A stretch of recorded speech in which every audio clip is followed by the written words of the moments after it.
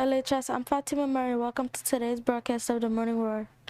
And I'm Jelani Hernandez. Today is Thursday, February 10th, 2022. Let's go to our question of the day, and remember to stay tuned until the end for the answer.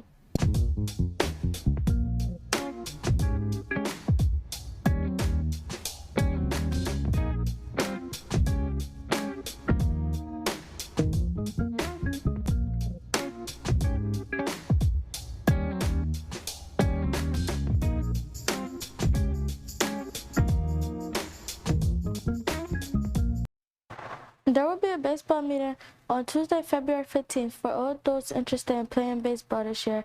D200 at 2:20 p.m.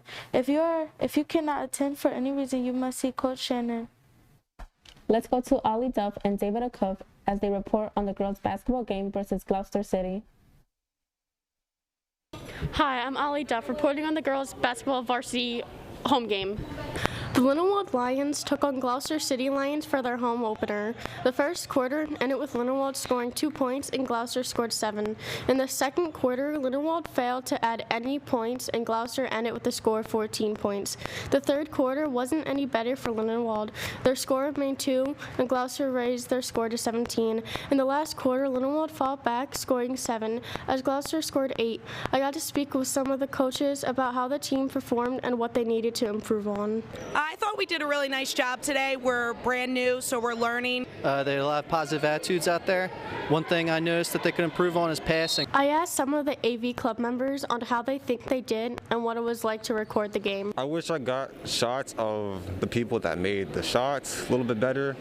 It's a little tough, and then when the girls move around, it's just, you gotta get their angles, you know? I spoke with the director of athletics and some of the players to discuss the important part of the game and why they played the game. What was the most exciting part of the game? So the most exciting part of the game was first was being able to actually play the game during these times of COVID. It was great to actually start the season.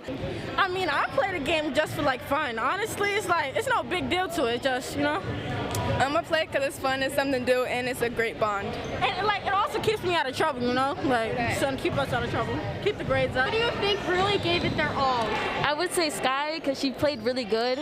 Our Lions fought hard, but ultimately ended in a Gloucester City victory with the final score 46-9. I'm Ollie Duff, reporting from the Morning Roar. Now back to the news desk. Attention future and current softball players. There will be a softball interest meeting today after school in room D2. If you are unable to attend, please see Coach Cardell, Coach Hanford, or Coach Kaprisky for details. Calling all creatives who dig poetry, art, music, and deep thoughts. Join Outspoken today in Mr. Abrams' room after school to share and listen. Get inspired. We will see you in D103, the place to be, and throw down some intense artistry.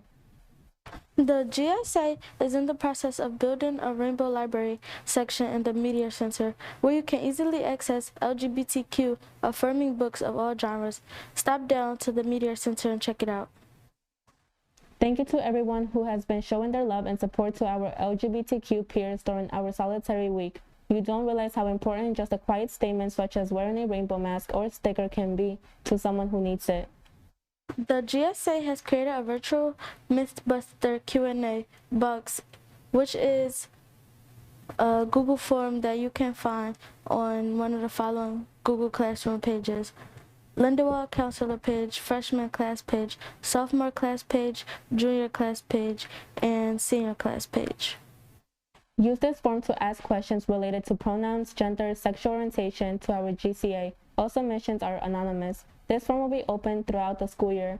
Look for answers to these questions in pamphlets, posters hanging up around the school. Now let's take a look at today's games, and then we'll send to Sophia and Zaya for the weather.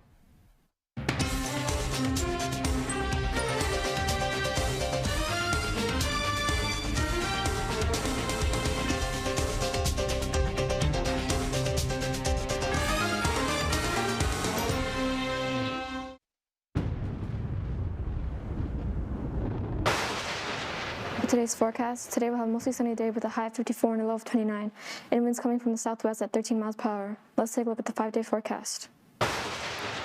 On Friday, we'll have mostly sunny skies and a temperature at a high of 54 and a low of 45. On Saturday, we'll have partly cloudy skies with a high of 57 and a low of 30. On Sunday, we'll have snow showers with a high of 33 and a low of 17. On Monday, we'll have mostly cloudy skies with a high of 29 and a low of 16. On Tuesday, we'll have sunny skies and a high of 33 and a low of 17. Now please rise for the Pledge of Allegiance.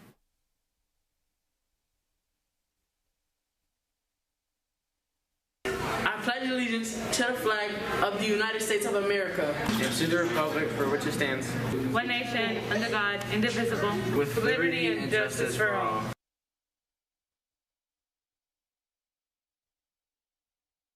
I dare you to eat this pepper. No way, I'm not eating that. I double dog dare you to eat that pepper. You won't eat it. Oh my gosh, call 911. What's the number? 911. Help! Help! You need some milk. Got milk?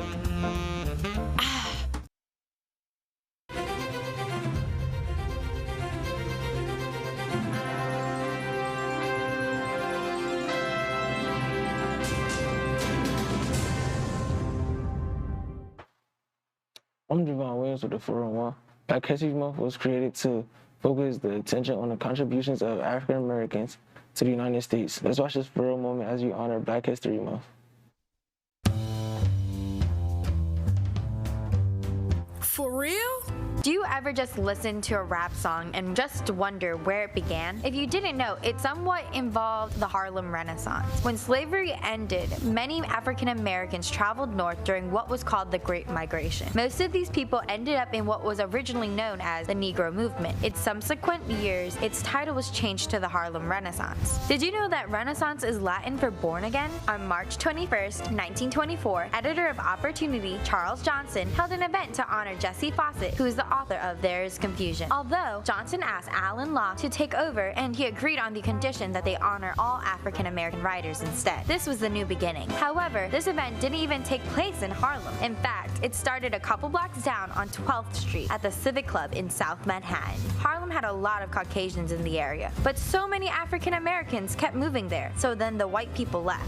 From there, more African American artists emerged from the scene. There were gracious dancers like Josephine Baker, deep poets like Langston Hughes, and musicians like trumpeter Louis Armstrong. Jazz and blues music are influenced by the jams played in the clubs like the Cotton Club during this time period. This movement was used as a social and political movement to express their stories of pain and struggles. For example, African Americans used poems and music to voice that they must work twice as hard as the white folk or their social injustices because of the color of their skin. Sound familiar? All good things come to an end. In this instance, when the stock market crashed in 1929, that's when the Harlem Renaissance started to diminish. In 1935, Harlem residences moved and a flood of new ones came in. However, later that year, there was a riot about a shoplifter that led to a violent outcome with 3 people dead, hundreds injured, property damages that cost millions, and dealt the final blow to the end of the Harlem Renaissance. We remember the Harlem Renaissance to remind us of the endeavors African Americans persevered through and use their art to influence what we create today, like graffiti or rap. This has been your For Real moment. For real?